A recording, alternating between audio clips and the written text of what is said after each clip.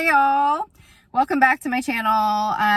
Thank you so much for all of your comments, feedback, and everything like that. If your comments get deleted, I apologize that keeps happening to a lot of you out there. But I just want to thank you all so much for supporting me on this trafficking journey.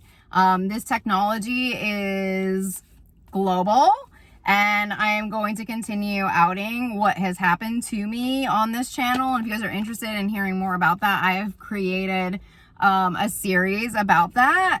Right now, I have already reported this weapon technology probably like at least 5 times to different authorities, including the different targeting that's been going on. And these people don't want you to talk about it, okay? They want you to leave quietly, right? And I'm like, I'm gonna leave loud. I'm gonna leave trafficking loud as F. What they have done to me financially, in terms of my reputation, in terms of their defamation, their defrauding of me, how badly they've tortured me, the radiation weapons. I was forced to leave the town that I was in the other day because they tried to radiate me while I was sleeping. I was like leaving my body. They had a radiation weapon on me, a microwave weapon on me. And then that happened again after I left. And that is who they are. I don't believe there's a death penalty in the state I'm in, but to them, they're fucking murdering people, like on California soil, real-time soil. And a lot of the celebrities that have just suddenly, died or went crazy, it's all connected in. I believe it was 4 LAPD officers suicided themselves within a week's time frame, and that is who they are, okay? And right now we are in major cleanup time, like major cleanup time. And I've talked a lot about my own journey of having to be forced out of the situation I was in. And now I have to figure out how to relocate, essentially. When I am on computers, when I'm applying for jobs, they're watching me. They have the technology, they're in my ear. To even go to a location, I have to trick whoever these people are to where I'm actually going. Like, I have to hide out. I can't look at certain signs because of their iBot technologies, because of their thought technologies. These technologies are super advanced. And another woman who was a victim of this same type of technology came forward, and she was a former employee of Microsoft. Oh, what a shocker, with Bill Gates. And she went through the same thing, and then she had a really good interview that was done. And I'm not sure, I don't remember exactly who it was with, if it was Vice. I don't remember if it was Vice magazine or if it was somebody else. So I'll leave the link below, but there's more about this information on targetedjustice.com. And I believe that there was a rev up of this before and during the Trump fake presidency because of Havana syndrome. And I believe it's all connected in to this exact type of system and trafficking network that is global. So right now I'm just getting messages about the secret societies, okay? So I was getting a lot of messages today about Sammy Davis Jr., the Rat Pack. It keeps coming up like over and over again. Now, I grew up in a Sinatra family. Like, it was like every freaking day you wake up to Sinatra. Like, you live, you eat, breathe Sinatra, okay? That was my freaking childhood. When I go to my grandparents' house, Sinatra's on. Like, it's like, that is what we are listening to. My dad knew every fact about him. I know everything about that man. I know every freaking song, every album. I know him inside and out, okay? But I keep getting references to the Rat Pack coming up.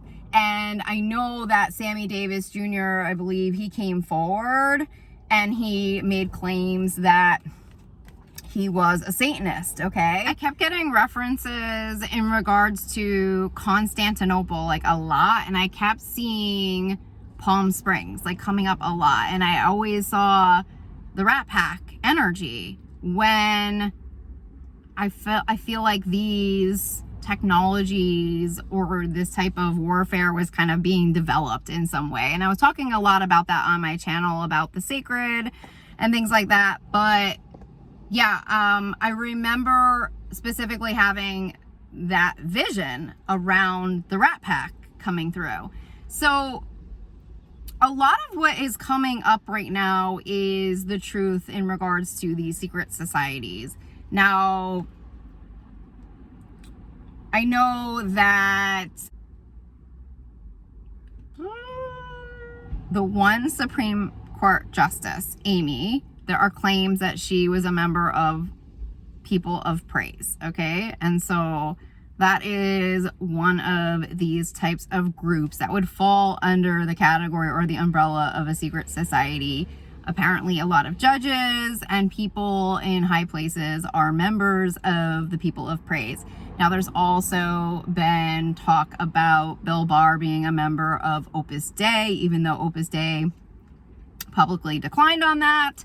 But it is something that is being brought to the forefront right now with many of these groups, okay? So there are a lot of them. Some of them lie within churches, okay? And some of them don't. A lot of them were even formed during the Trump presidency. If you look into, QAnon, I'm not sure when they created Parler, but they were part of the insurrection group.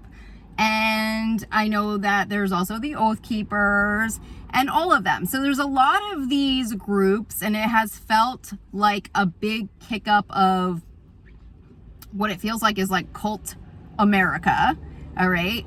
And in terms of them carrying out these types of, I don't want to say, feels like a form of criminal type operations, if I'm going to be frank. And there has been a lot of people in power that have been targeted. One of them specifically is Nancy Pelosi. Okay. She was Speaker of the House, right? She was also California, and her husband was attacked, if you guys remember that specifically. Now, I feel a lot of people have been targeted by these groups. They have chat rooms. If you guys were following the Jack Teixeira story, who was military, where was he out of? Was he out of Massachusetts? Where they got a hold of some form of intelligence and were passing it around in like a Discord chat room. It feels like, for whatever reason, this has become very like normalized with Trump America, okay? And I think it's been going on a long time, but because of the crimes coming out of these types of groups, for example, the insurrection, trying to overthrow our government, our country, the Capitol, it's coming now really to the forefront, okay? And so a part of these cults, from my understanding, is also there are these rites of passage. And the messages I've been getting a lot about is actual sacrifices. And I know that that sounds really dark, but it takes me back to Sammy Davis Jr., okay? And his confession of this, and back to the Constantinople energy. And I can't help but think about a lot of these celebrities that quote unquote like lose a son or lose a family member and are part of these types of groups. And there is something very dark and underhanded about them. And I know many people have come forward and have even said this on camera. I know Kanye West came on camera and said that his mother was a sacrifice. And more of that is going to come to the forefront, and it has come to the forefront. There have been so many rappers that have come forward and have made claims that they were forced to sign some kind of a contract, a dark contract. There have been many people in music that have been forced to sign contracts, and these are satanic contracts. They're a form of Satanism, and it's an ownership contract. So why am I being guided to this message? The reason I'm being guided to this message is that whatever the history has been of these groups, okay, or what you have to do or hand over or sacrifice as a way to become famous, okay, or to be seen or be known, it feels like has to change. And I don't think you could interview one person who has gone through that rite of passage and they would tell you that it was a positive experience, okay? It is something that has been probably forced upon them in some way, and it is just kind of how it goes. But looking at my own life and looking at certain people connected to me, it feels like there have been a lot of people who are quote unquote sacrificed. And it feels like it is kind of like connected into the same type of thinking, and that it's not an accident. I'm kind of getting like this message that's like not an accident, and that it is happening right under our nose, kind of a thing. So the boxer Ryan Garcia spoke openly and candidly about Bohemian Grove, which is another secret society, in regards to what was going on with the children there. And I think that more and more people are going to have to start coming forward and talking about this, because it's no longer about this like elite superstar status or elite type of leadership, government position, CEO, CFO. It is no longer an honor, quote unquote, to be recognized or a member of these secret societies. And that, I feel like, is what is shifting right now. This does feel like it is a bit of a global cleanup, because, you know, these groups are global, and it just kind of feels like it got so dark with what's been going on connected to human trafficking. And there's just been so many celebrities connected to this in terms of them being victims of these groups. And there's been a lot of people who reference human trafficking. I personally believe, because of my research of trafficking, okay, and because of my research of the groups that originate from Eastern Europe, this has been going on for a really long time with world leaders. And there was a really amazing interview on YouTube with a victim of one of these trafficking groups. And the mom was forced in through a marriage with her two daughters. And one of her daughters was, quote unquote, expendable. So that meant that if someone purchased that daughter for the night, they could potentially murder them and they would never go down for the crime. And that is a very common thing with these children and human trafficking. And another thing that people don't talk about, which she came forward about, and I'm so grateful that she gave this information, because I felt like it was something I needed to know because of everything I'm going through right now, was that if there was a child being sacrificed, that sometimes a person there could potentially save their life while they're on the table, literally about to get killed, and they can buy them at that moment and save their life. This is morbid.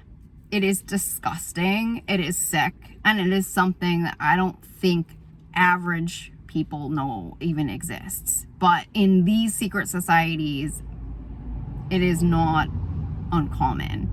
And so I really just want to speak to the money aspects of these secret societies and what they do. And there is this superiority, okay, complex with these people who are members of these groups, who think they're above the law because of this type of dark satanic rhetoric that goes on. But at the end of the day, these people who hold a majority of the money are very mentally ill and mentally sick to be able to watch any child get sacrificed or to participate in any type of this, I don't even know, to even participate in these types of groups. Now, I will say, in defense to certain people, once you become a member of these groups, they might not have known prior to entering into them that that was what it was about. But once you are a member and you are a witness, quote unquote, to one of these crimes, you're kind of locked in for life. And Ryan Garcia also mentions that the crimes are what keep them closed mouthed. Okay, that's what keeps them in these groups and doing the stuff they're doing over and over again. And so if you think of who's owning the world and what's involved in this, it is a bunch of satanic murderers, essentially, if you break it down. And there is just no way for our world to clean up until we fix what's broken, which is this sickness, this type of disease. Now, this woman also spoke that these little girls would be groomed for these men at very young ages, and that they would be thought of as friends, and that they would kind of be sold on this idea that this was just like a friend and that they were above the law and that anything they wanted to do with this little girl was okay, kind of a thing. And the girl was ready to kind of like be their friend, okay? And to make them feel comfortable and go wherever they needed to go and that kind of a thing. And so part of that was then to set up those leaders for pedophilia crimes. And a lot of times they were monitored, they might have had surveillance cameras on them, and then once they are set up for the crime, then obviously those other leaders have a leg up over their victims. A lot of it too is like framing and setting up of leaders, which is what she spoke about in terms of acting like, oh, it's cool, everybody's doing it, it's fine.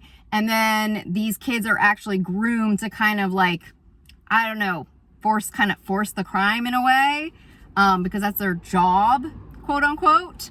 And, you know, that's kind of like, because it's like, it's how they're groomed.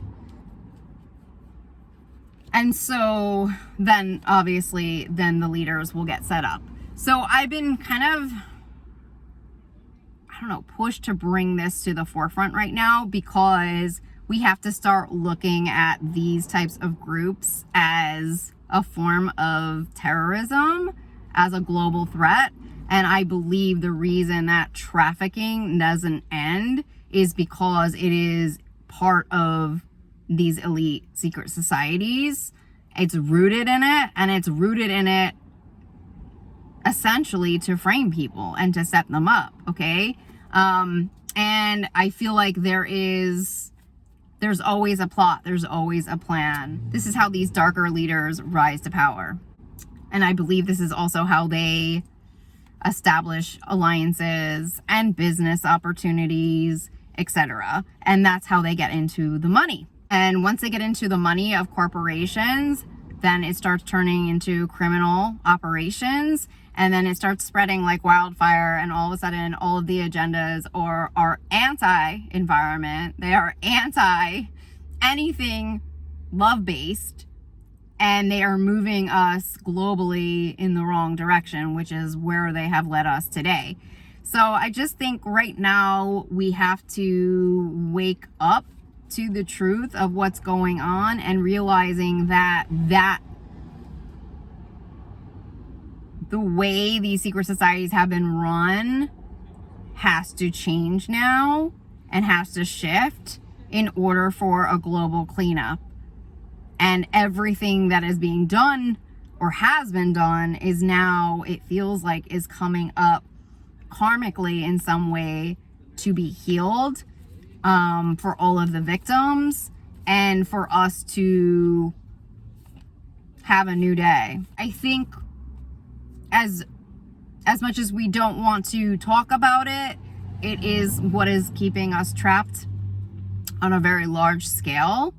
And if any of our grandparents or anyone was in a secret society, we have to understand that they might have been part of this in some way. And there might be something there karmically that we might have to heal as well because of what they got involved in. And some of that might have trickled down into our parents or our upbringing in some way. So many of us do have to kind of awaken and enlighten to the truth around what really has been going on.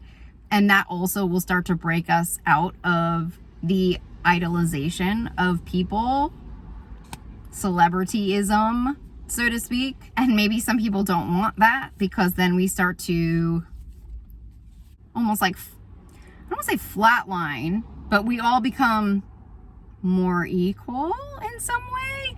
And there's a fear around that with them. There's a fear of losing power. There's a fear of not having enough money. And that is something that we also have to work through as well, because having money and being evil doesn't equal power. Okay. So the ideas around power will have to shift in terms of what power actually is. You know, in my mind, power is to inspire people.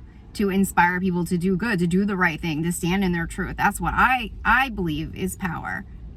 I don't see power as control or ownership. And so that kind of thinking is something we also have to break through as well as a collective, in terms of what power really means.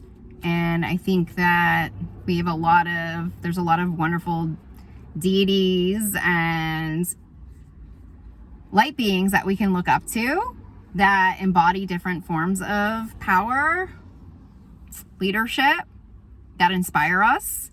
And I think you and I, we're also those same people, okay? We're all a voice. We are all a person who can inspire people to do the right thing, to stand up for truth, justice, liberty, freedom, human rights, the environment. So we can all do it together. So perhaps the empowerment just comes through us all being the same and working together as a community. So then we can start getting more done, accomplishing more, instead of being in competition like many leaders are. I mean, they're in competition with one another all the time. When you're in competition energy, you're not really achieving anything. That was something I learned very early on in college. When they had us do group projects for interior design, our interior architecture projects, we were forced to really come in and pitch in. And when one person didn't pitch in and they didn't do the drawings, or they didn't do the renderings, they didn't do something, it really let the whole team down. And it was like a really big problem. So like we had to like seriously like pitch in to get the freaking projects done equally. And it just showed the importance of every single person having to pitch in, and that there was no competition. And I just really felt like my professor's emphasis on these group projects was probably one of the best teachings I ever had, because I know that I realized, like, when you work together, you could get so much more done so much more quickly than alone if you guys are aligned and have the right tasks put together. And so I just feel like that's also something that perhaps the younger generations had more education in than perhaps the schooling of the older generations, which might have been more along the lines of Rockefeller, okay?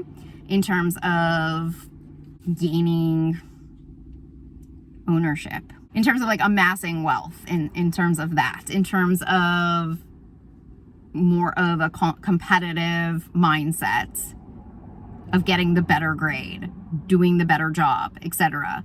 So I feel like that is also something that we have to work through right now, is realizing we're all here for our own purpose. And that goes back to men and women not being equal. Like, there is this big thing that women are less than, and these men still have this dinosaur thinking that women are not worthy and they belong in the kitchen. But At the end of the day, we're all here for our own purpose. We all have a purpose. They have a purpose. We have a purpose. It doesn't mean that one is better than the other. It doesn't mean that one has to be more powerful than the other. They don't have to hold rank over women. They also don't have to be threatened by women. We don't have to compete. We can be friends. Like, we are counterparts. We're divine counterparts. There's nothing more stronger than that, okay? There is something that I am not going to be good at that they will be really good at, okay? And it's great that they have strength. It is great that they're strong and they can lift things, because I can't lift anything, and that's fine. So I think that we all have to just realize we don't have to physically be equal either. It's okay. But we can be equal in terms of how we respect one another and how we carry out tasks and how we move forward with agendas, okay? And in terms of projects. So I feel like there has to be a shift in even the way we think right now. So I just wanted to bring that to you right now. I hope you guys receive these messages well. Thanks again for all of your support on here, your donations, love, blessings, and prayers for me and for my situation to get resolved. I love you guys so much, and I'll talk to you soon. Okay, bye.